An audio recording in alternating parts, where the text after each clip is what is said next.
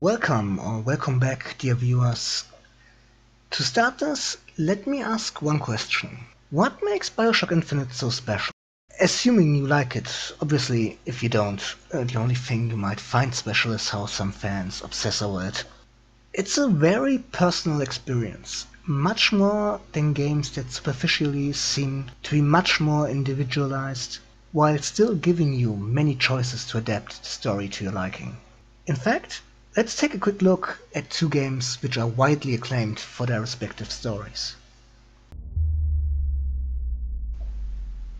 While being similarly linear, The Walking Dead tells a very compelling and highly intense story. You have plenty of opportunities to make decisions. But in the end, oversimplified, the only difference between your experience and mine will be in the flavor.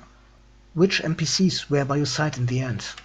We all went through the same story, and our experience with it will be very similar. In Mass Effect, every choice you make, and there are a lot, will influence the story and your experience of the plot. Or at least, so was claimed. We all made different choices along the road, and were rewarded by a unique selection of 3 colors in the end. It was amazing. In the end, any notion of being able to affect the story evaporated instantly. And yet, though we all ended up the same way, somewhat burnt, we actually were able to make very slight individualizations throughout the story, which for some is enough. Actually, some of us interpreted the ending to be much more complex and meaningful. We are nerds. We like to think about stuff. So the indoctrination theory was very appealing to many of us. But with Bioshock Infinite, we have a game that plays out exactly the same for everyone, and yet can mean so many different things for each of us. It takes us seriously. Not many games, especially AAA mainstream titles, offer us this kind of respect. Now, before I continue, a word between us. Don't let this fanbase become so arrogant, obsessed, or rabid like we did with other games. Just an example like it happened with Portal. Please don't do this with a game like Infinite that was so respectful to us. As much as you love this game, it's not perfect. It's not the best thing ever. Not even close. And when people dislike it, they probably have very valid reasons that are not worth any less than yours for liking it. And here I am, an idealist telling the internet to behave. Ooh, when will I ever learn? One last thing. I have read and listened to some interpretations before doing this video. All of whom claimed this means this, or this represents this. And all saying, this is the way it is. I am right. There's absolutely no discussion about these facts. I oppose the whole notion here. In my opinion, such a situation is only there if the writer meant exactly one thing with no room for interpretation outside that. A game about limitless possibilities being so narrow-minded? I just don't see it. And frankly, if it was like this, so many wouldn't feel the need to actually sit down and discuss it. Earlier, I compared Infinite to a David Lynch movie. Let me elaborate a little bit on this. Specifically, Mulholland Drive. There have been so many different interpretations about what that movie is actually about. And maybe David Lynch did have a very straightforward interpretation in his mind when he made it. But he never came out with an explanation, instead being happy letting us discuss and interpret it. That was kind of the point. Because what it means to us in the end, and how we interpret it, is mainly something personal. We are all different, and when we are presented with such a rich piece of media, everyone will experience it differently, giving different meaning to everything on the screen. No one is wrong. Your interpretation is not worse than mine. because it is what you felt and thought going through it. Just please, don't claim otherwise.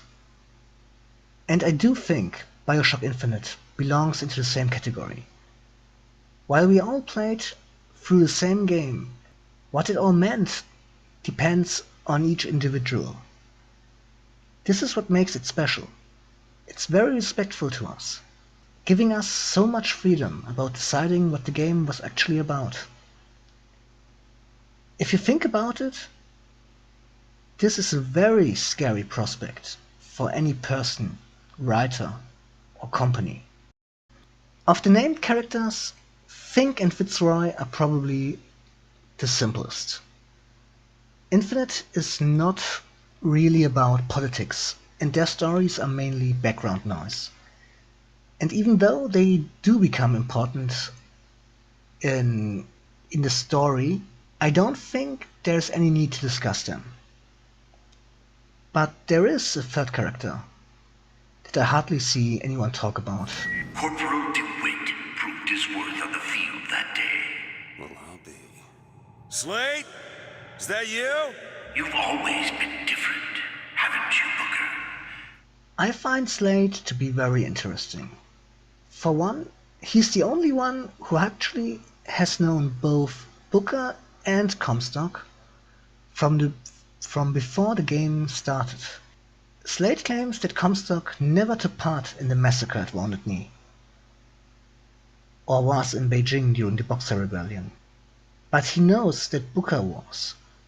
So we must assume that he didn't really notice that Booker and Comstock are actually the same person.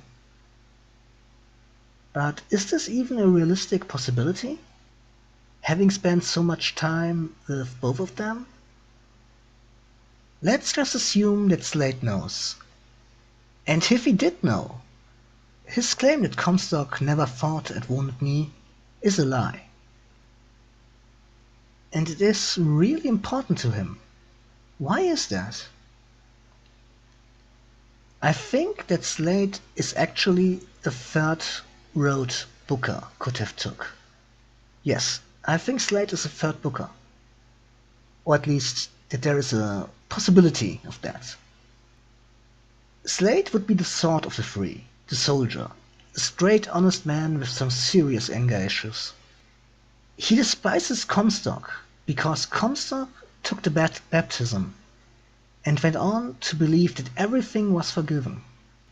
To Slade, that meant a betrayal to what they originally were.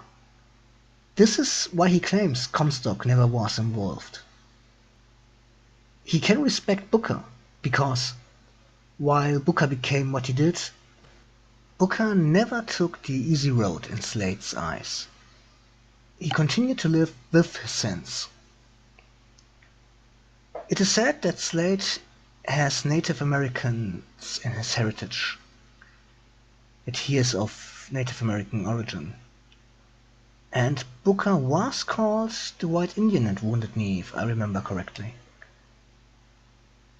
And my last argument for now on Slade being Booker.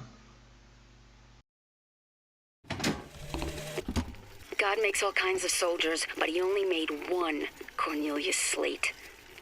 My father followed him up San Juan Hill, through the legations in Peking, and as he put it, through hell the order was given. At today's muster, Slate asked me if I was Sergeant Monroe's daughter. I said, yes, sir, I am. Slate said, your father always wanted a son. I hope the fool has wisdom enough to recognize his good fortune. Slade is a soldier. While not being impossible, you would expect such a man to have a different opinion. But what if he knew about Booker and Anna, and saw Elizabeth's courage, his daughter's courage, the daughter he never had, and saw pushed around by everybody else? Another thing that is seldomly talked about is the meaning, if there is any, to the religious symbolism in the game. One mistake we can make is to assume that only because there is a lot of religious symbolism, this in itself means that the game makes some religious commentary or has a religious meaning within it. I don't think it does. But if it did, I don't think the Christian symbolism is actually the important one. Rather, the very small mention of Buddhism is much more interesting considering what we see happening in the game. I will oversimplify a lot now, so please bear with me. Buddhism is a religion about an almost endless cycle of reincarnation, from which you need to liberate yourself by reaching enlightenment. And some might say Bioshock Infinite is a game about an almost endless cycle of reincarnated bookers who need to liberate themselves by accepting what they did and what they are, thus reaching some form of enlightenment. Just a coincidence? Maybe. Probably. Again, I don't think the religious aspect is really the important part. But I will get back to this when discussing the ending.